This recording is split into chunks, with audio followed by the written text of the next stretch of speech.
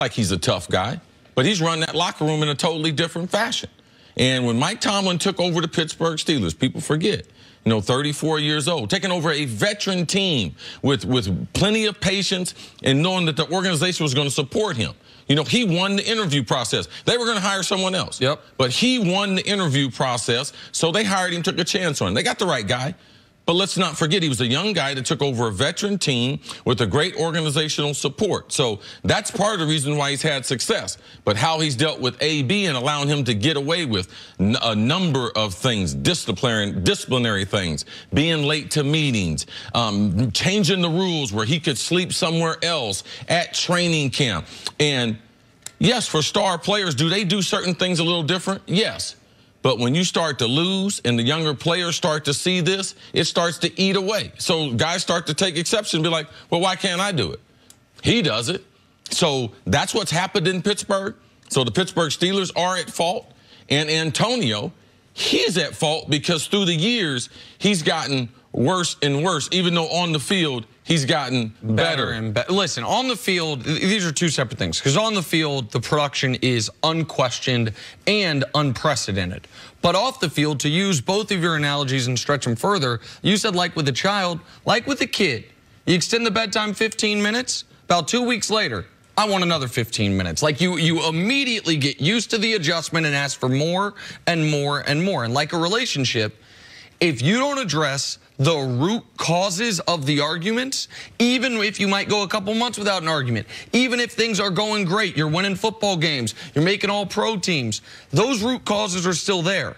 They never addressed Antonio Brown's growing sense of entitlement, and it seemed like they never addressed he and Big Ben's almost, dueling, we need each other but don't necessarily like each other relationship.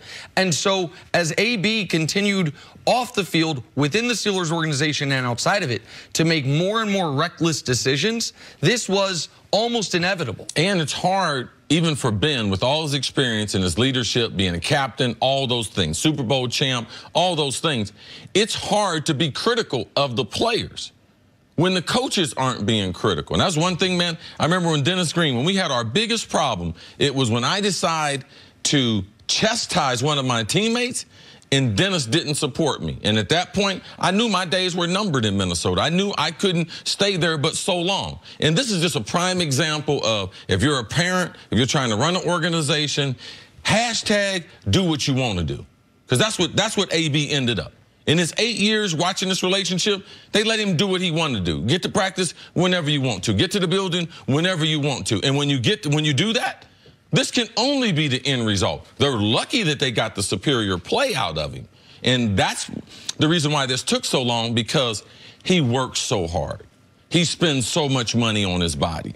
His performance on the field, Julio Jones, is second to none. Those are only two people you can talk about over this span that you can say, man, these two guys right here are on the level that no other receivers are on in the NFL. And the other element to it, and I'm glad you mentioned, the production, because Mike Tomlin I don't think he gave this quote himself, but he was quoted by a player as saying, it might have been Ryan Clark, I'm not sure, as saying, we will put up with it as long as the production's there. And so Antonio Brown knew that. But that's not necessarily right either. I think it obviously turned out not to be correct. Of course. My point is, if you, in any workplace, if you have incredible faith and confidence in your ability to produce, and you don't think that's going anywhere anytime soon, and you have heard either directly or indirectly, they're going to let you act however you want, as long as you keep producing, then why would I change my behavior as long as I believe I'm going to still produce? Oh, like, absolutely. Okay, so you're going to let me, when everyone's living in these terrible dorms at training camp, get an Airbnb? You're going to let me occasionally skip walkthroughs? But the concession the Vikings made for me was I could bring my own mattress. And then after the Vikings saw that I was getting a special mattress, you know what they did? They ordered them up for the team. Right. So because there are, and I'm glad you mentioned that. Every team, nearly every team, makes at least small concessions for their best players.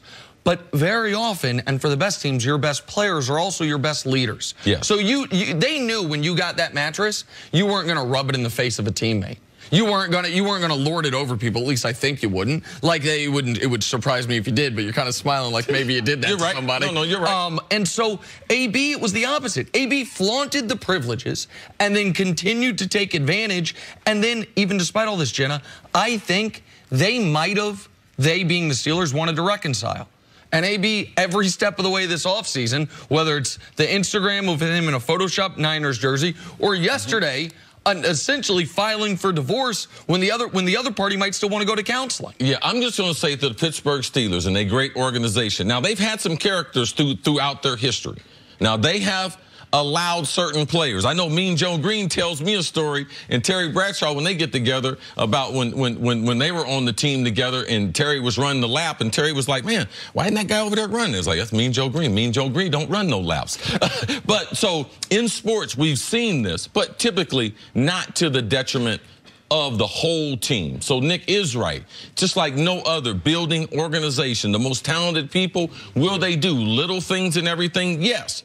But it's to enhance that ability, not to one day have that used from a control standpoint, used against them. And quickly before we break, how big of the drop-off will it be for the Steelers with no Lev Bell and now no, most likely, Antonio Brown? Listen, I know you've been of the belief that the Steelers have been competitive in every decade since they've been the Pittsburgh Steelers. Not of the belief, that's a fact, that this is the most consistent organization over the history of the NFL. So I'm not going to act like losing Antonio Brown contract the franchise. But you don't get better by losing the best receiver in football. There is no way that the Steelers, even if the culture gets better, and maybe they'll end up having a better record than last year, because last year was a down year, but the Steelers will be worse. I'll tell you this much: the Browns, it's easier for the Browns to play them, for the Ravens to play them, for the Bengals to play them. We don't have to deal with 84 and the 120 yards and 1 touchdown he's going to put on our head every time he plays us. Like, they won't be as good. All right, we'll talk much more about this and where he might go coming up. But on the other side,